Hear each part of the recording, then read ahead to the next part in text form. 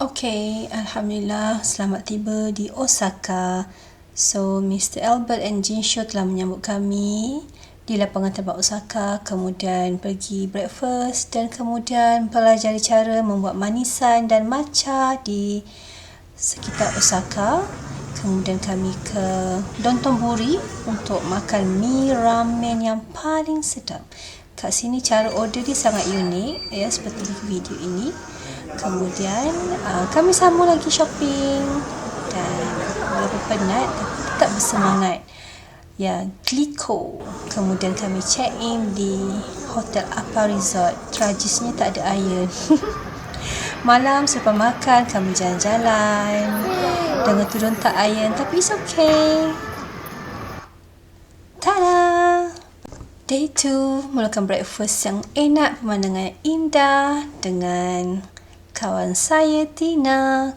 Kami bersedia untuk ke Osaka University, tapi sempat cuci mata dahulu di Dotonbori, Kemudian ya, cantik-cantik baju untuk dibuat cendera hati. Sampai di Osaka University untuk sesi taklimat dan posing-posing dahulu di sekitar tasik. Dan finally balik ke hotel mendapatkan iron yang telah lama diidamkan. Day 3 Osaka, to expo Osaka with all the team. Suasana di metro station, subway memang sibuk, ramai orang. Kemudian ya, itu tim kami baju cantik, sama-sama jalan. Kami dapat day pass dengan bantuan MITI. And then inilah suasana, betapa ramainya orang sampai di Osaka Expo. Pemandangan daripada bahagian atas, kami berjalan, cantik semuanya di Pavilion Malaysia. Kemudian sambung lagi berjalan. Hari ini almost 10,000 langkah. Semua pavilion cantik-cantik, memang gagah. Pavilion Malaysia tadi pun memang cantik, bertemakan buluh. Ini seramai-ramai orang sebab kebetulan hari ini Day 4 Kyoto. Sampai di antara tempat menarik di Jepun, Kyoto, tempat yang tenang. Ni antara yang saya nampak pakai kimono, cantik. And then suasana di bandar kecil Kyoto, tenang, aman, berbeza.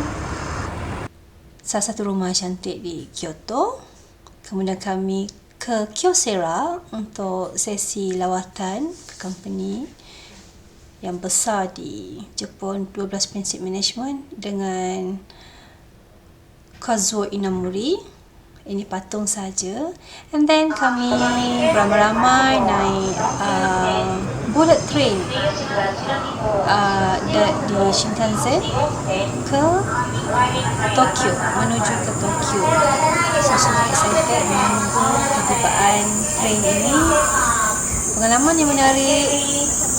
Terima kasih kepada Pak Manager dari SMFC, Mr. Albert untuk trip ini. Setelah penat, kami makan bersama malam itu. Sedap. Steak ini habisnya saya makan nasi dan pasta, dan steak itu saiz M.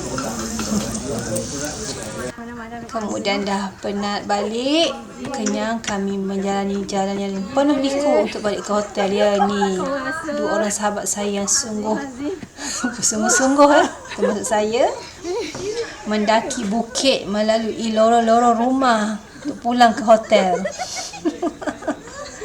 Penat tapi pengalaman yang manis dan indah buat kami. Juga indah untuk dikenang. Day 5 in Tokyo, ke Menara Tokyo Sky Tower untuk shopping. Ya, bag Uniqlo hasil diracun Jason, memang best. Kemudian ke Osaka Waseda University yang cantik dan indah. Posing satu. Kemudian bertemu dengan 6 orang panel tersohor doktor-doktor di Waseda University untuk berbincang. Kemudian makan malam di Rasa Malaysia Ginza dan pulang ke hotel setelah penat satu hari di Tokyo. Hari ke-7, hari terakhir Tokyo, kami dibawa ke tempat bersejarah di Tokyo, itu di tempat Hachiko, Monumen Hachiko. So lihat di sini ya, ada pakcik yang kerjanya mengambil gambar pelancong for free, tapi dia pandailah mengarahkan. Kemudian di sini merupakan tempat yang paling sibuk, antara tempat yang paling sibuk adalah lintasan pejalan kaki yang paling sibuk di Tokyo. Banyak iklan-iklan secara LED di bangunan-bangunan tinggi yang kita boleh tengok di sini. Ya. Kemudian, okey, di sini ialah gambaran bagaimana pejalan kaki melintas di Shibuya Cross. Okey, nampak di situ tim-tim peserta kursus Prestige bersungguh-sungguh masing-masing mengambil gambar, ya. Termasuklah saya. Okey. Kemudian kami lunch di restoran Wagyu Halal, kenangan Mr. Albert. Kemudian ke Docomo Company, berjumpa dengan wakil Docomo untuk sesi briefing. Posing lagi, kenangan di sekitar Docomo. Kemudian kami dibawa ke salah satu outlet berdekatan dengan airport, lebih kurang macam Mitsui. Ada macam-macam jenama. Saya rasa dia macam lebih kurang Mitsui saja. Okey, agak besar outletnya. Last shopping. Kemudian ni hotel untuk satu malam menginap sebelum pulang. Ini ada sesi closing ceremony, ucapan oleh Cik Bob. Dan inilah menu malam itu, memang sedap hotel sediakan. Bye.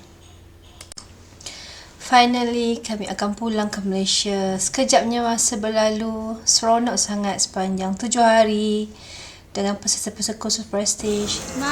Bye Mr. Albert, Jin Show, thank you so much kepada mereka, juga kepada tim UPSI atas anjuran kursus ini. Hingga jumpa lagi di masa akan datang. Goodbye.